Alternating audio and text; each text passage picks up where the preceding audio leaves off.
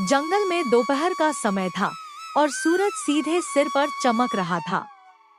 राघव, एक गरीब किसान, कई घंटों से पैदल चल रहा था। उसका शरीर पसीने से भीग चुका था और उसके पैरों में छाले पड़ गए थे। उसे भूख और प्यास सता रही थी और उसके पास न तो भोजन था और न ही पानी। थक-हार कर वह एक पुराने विशाल पेड़ की छांव में गिर गया। वह पेड़ असाधारण रूप से सुंदर था। उसकी पत्तियां चमकदार और हरी थी और उसकी शाखाएं नीचे की ओर झुकी हुई थी। उसे पता नहीं था कि यह कोई साधारण पेड़ नहीं है, यह कल्पवृक्ष यानी इच्छा पूर्ति पेड़ था। अपनी थकान से जूझते हुए राघव ने सोचा, मैं बहुत थक गया हूँ।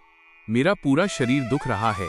काश मुझे बस थोड़ी देर आराम करने के लिए कुछ मुलायम मिल जाए। अचानक उसकी आंखों के सामने एक चमकदार रोशनी चमकी। जब वह रोशनी कम हुई तो राघव अपनी आंखों पर विश्वास नहीं कर सका। उसके ठीक बगल में एक मखमली बिस्तर बिछा हुआ था, जो उसके सपनों से भी ज्यादा नरम और आरामदायक लग रहा था। उसने सोचा कि यह उसकी कल्पना है, लेकिन जब उसने बिस्तर को छूकर देखा तो वह असली था। वह उस पर लेट गया और उसे ऐसा लगा जैसे वह बादलों पर तैर रहा हो। उसकी थकान पल भर में गायब हो गई। आराम करने के बाद राघव को अपनी भूख का एहसास हुआ। उसका पेट जोर-जोर से गुड़गुड़ा रहा था। मैं कितना मूर्ख हूँ, उसने सोचा। मुझे भूख लगी है, लेकिन मेरे पास खाने के लिए कुछ नहीं है।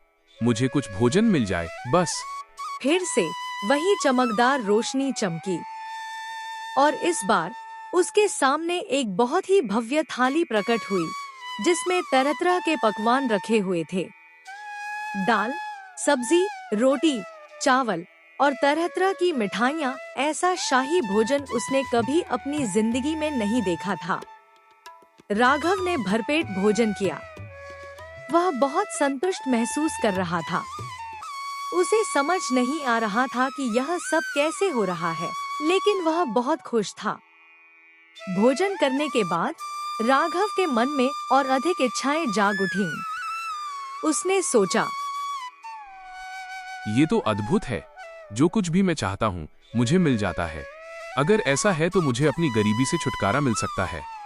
उसने खड़े होकर पेड़ की ओर हाथ जोड़कर कहा, हे इच्छा पूर्ति पेड़, मुझे ढेर सारा धन चाहिए। अचानक आसमान से सोने के सिक्के गिरने लगे। सोने के सिक्के, हीरे और कीमती रत्न राघव के चारों ओर बिखर गए। वह धन के ढेर के बीच खड़ा था। वह अमीर बन गया था। राघव बहुत खुश था। उसने सोचा कि अब उसे फिर कभी गरीबी नहीं देखनी पड़ेगी। लेकिन तभी उसे याद आया कि असली खुशी सिर्फ धन में नहीं, बल्कि संतोष में है। उसने पेड़ को धन्यवाद दिया और अपने घर लौट आया। उस दिन के बाद से राघव ने अपने धन का उपयोग दूसरों की मदद करने में किया।